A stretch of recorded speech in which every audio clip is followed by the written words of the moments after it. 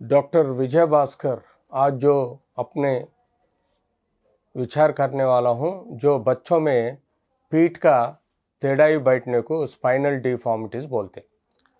Spinal deformities बच्चों में kyphosis, scoliosis and spina bifida ऐसे सही तरीका से, बहुत सारे तरीका से एंक्लोजिंग स्पॉन्डिलाइटिस, कंजर्वेटिव जो है पीठ के अंदर तकलीफ रहने से बच्चों में पैदाइशी, नहीं तो बड़े होते होते ये ज़्यादा मालूम लगेगा। ऐसे जो पीठ का तकलीफ है उसको बचपन में ही समझना बहुत ज़रूरी है।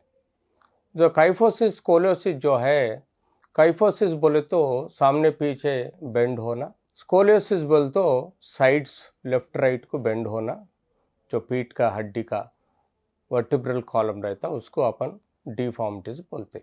उसके साथ कभी कभी उनको स्पाइन सीधा पैदा नहीं होना, ग्रोथ नहीं होने से उसको स्पाइना बाइफिडा अकल्टा बोल के बोलते। कभी कभी बच्चों में पीठ का हड्डी जो है, एक हड्डी का दूसरा हड्डी पीछे सरकने को अपन लिस्थेसिस भी बोलते।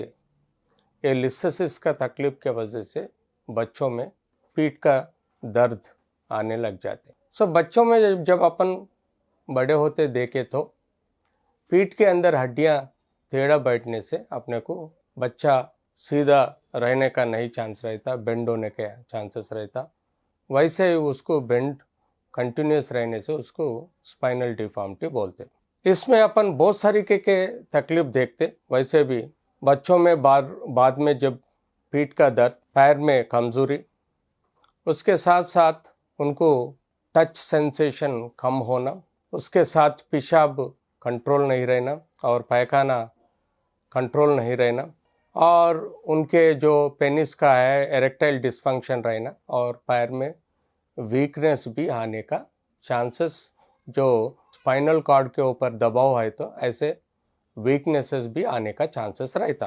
तो हमेशा अपन इसको CT scan, MRI, 3D pictures लेके प्रॉपरली डायग्नोस करने के बाद कौन सा उम्र में कहाँ तक प्रॉपरली लॉर्डोसिस को, स्कोलोसिस को, काइफोसिस को ट्रीट कर सकते हो, वो हिसाब से अपन बच्चों का एज और उनका डिफॉर्मिटी के हिसाब से सोचना पड़ता।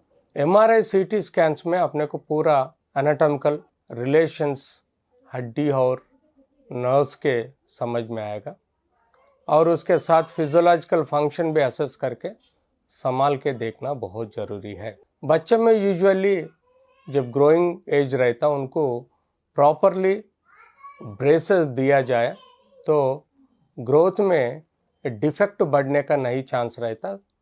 फिर भी कम से कम हड्डी को, जो स्पाइनल कॉर्ड को ठीक से रखने का आवश्यक है।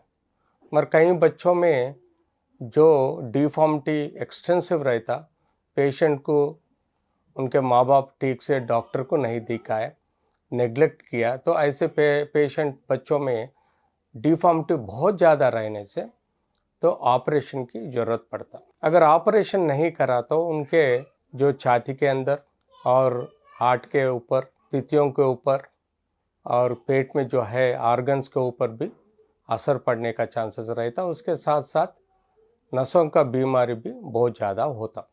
तो इसी के हिसाब से हमेशा संभाल के रहना, एज के मुताबिक डॉक्टर को, स्पाइनल कॉर्ड ऑर्थोपेडिक डॉक्टर को दिखा के हड्डी को सीधा रखने का कोशिश करना, नहीं तो ऑपरेशन करके वो स्पाइनल कॉर्ड हड्डी को स्क्रूस और रॉड्स बिठा के भी कोशिश करके कम से कम डिफॉर्मिटी रहे सर का कोशिश करके उनको रॉड्स और स्क्रूस फिक्स करके भी उनका डिफॉर्मिटी ग्रोथ को स्टॉप करने का कोशिश कर सकते।